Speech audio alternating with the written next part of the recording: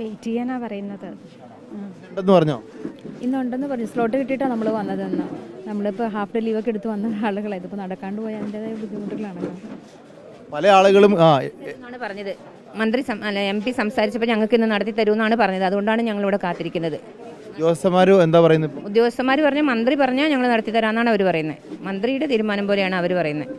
ഒന്നും പറഞ്ഞിട്ടില്ല അല്ലേ? ഞങ്ങളോട് പറഞ്ഞാൽ ഞങ്ങൾ നടത്തി തരും. രാഘവേട്ട MP വന്നിട്ട് മന്ത്രിനെ വിളിച്ച് സംസാരിച്ചു. അപ്പോൾ മന്ത്രിൻ്റെ ഉത്തരവിന് വേണ്ടി വെയിറ്റ് ചെയ്യുകയാണ്. നിങ്ങൾ എവിടെ? ഞാൻ ദുബായിൽ നിന്ന് ഇപ്പോൾ ലീവിന് വന്ന, സ്ലോട്ട് കിട്ടിയിട്ട് വന്നതാണ്. ഇപ്പോൾ തിരിച്ചു ഞായറാഴ്ച പോകേണ്ടതാണ് ഇപ്പോൾ അവസ്ഥ. ഇപ്പോൾ ഇനിയിപ്പോൾ വേറെ എന്താ നിവൃത്തി ഞങ്ങൾക്ക് അറിയില്ല. ഇപ്പോൾ ഗവൺമെൻറ്റിന് ഇപ്പോൾ എന്തെങ്കിലും പരിഷ്കരിക്കുന്നുണ്ടെങ്കിൽ ഈ സ്ലോട്ട് എന്തിനു കൊടുത്തു അവർ? എന്തെങ്കിലും സ്ലോട്ട് അവർ ഒഴിവാക്കാം. ഞങ്ങൾ സ്ലോട്ട് കിട്ടിയിട്ട് ഞങ്ങൾ അവിടെ ടിക്കറ്റ് ബുക്ക് ചെയ്ത് റിട്ടേൺ ടിക്കറ്റ് എടുത്ത് വന്ന ആൾക്കാരാണ്. ഞങ്ങളിപ്പോൾ എന്ത് ചെയ്യും? ഇപ്പോൾ മന്ത്രിയോട് സംസാരിച്ചിട്ട് പറഞ്ഞത് ട്രാൻസ്പോർട്ട് കമ്മീഷണറെ വിളിച്ചിരുന്നു. കമ്മീഷണർ മന്ത്രി പറയുകയാണെങ്കിൽ ടെസ്റ്റ് സ്ലോട്ട് മുഴുവൻ ടെസ്റ്റ് നടത്താൻ വേണ്ടി നിർദ്ദേശം കൊടുക്കാമെന്ന് പറഞ്ഞു. അങ്ങനെ മന്ത്രിയുമായിട്ട് ബന്ധപ്പെട്ട് MP-യുമായി സംസാരിച്ചപ്പോൾ മന്ത്രിയുമായി ബന്ധപ്പെട്ടിട്ടുണ്ട്.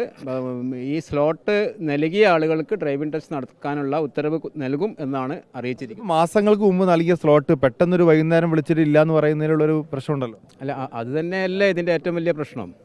ഇപ്പോൾ ശരിക്കും പറയുകയാണെങ്കിൽ ഒരു പരീക്ഷ ടെസ്റ്റിന് വേണ്ടിയിട്ട് ഇവർ വന്നിരിക്കുകയാണ്. ഇത്രയും കഷ്ടപ്പെട്ട് വന്നിരിക്കുകയാണ്. രാവിലെ വന്നപ്പോഴാണ് അറിയുന്നത് ഇന്ന് 50 പേരെ എടുക്കുകയുള്ളൂ എന്നുള്ളത്.